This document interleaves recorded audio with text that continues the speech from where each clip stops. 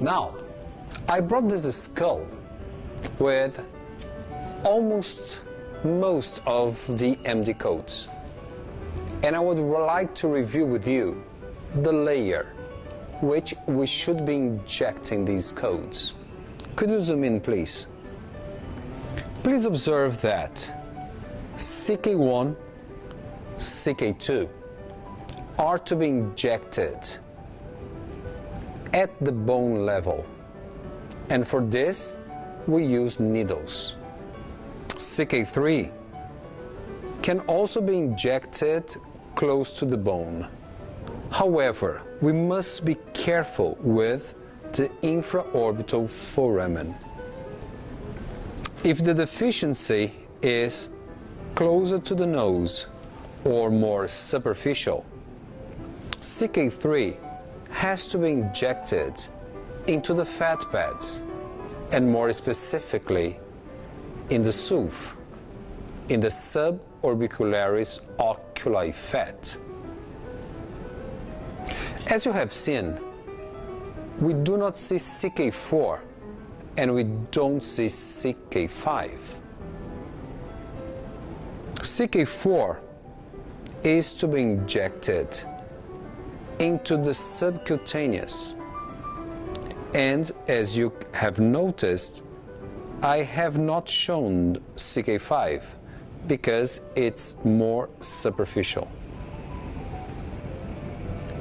Another area of interest is the tear trough. So we have TT1, TT2 and TT3. If we use needles, we can touch the bone. If we are using cannulas, we have to go as deep as possible. Other codes for the periorbital area are T1 and T2. You may see that they are located on the bone.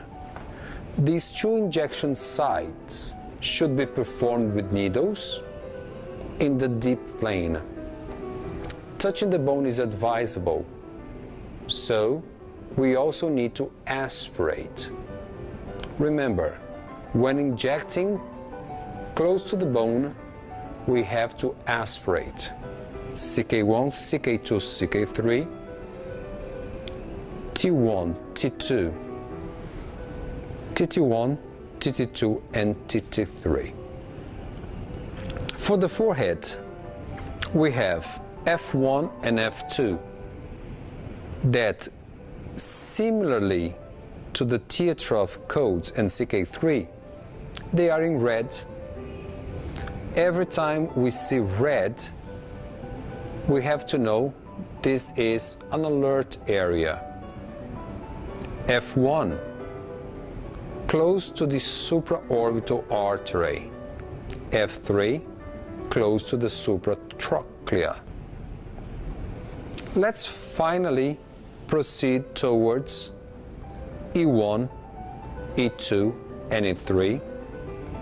These 3 points are located down to the roof, the retroorbicularis oculi fat.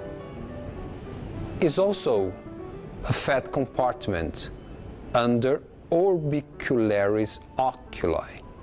They are the correspondents of the SUF. Observe that E2 and E3, they are close respectively to supraorbital and supratrochlear arteries. Now, after leaving the upper face and lateral aspects of midface, let's go to the nasolabial folds. You have seen this NL1 in red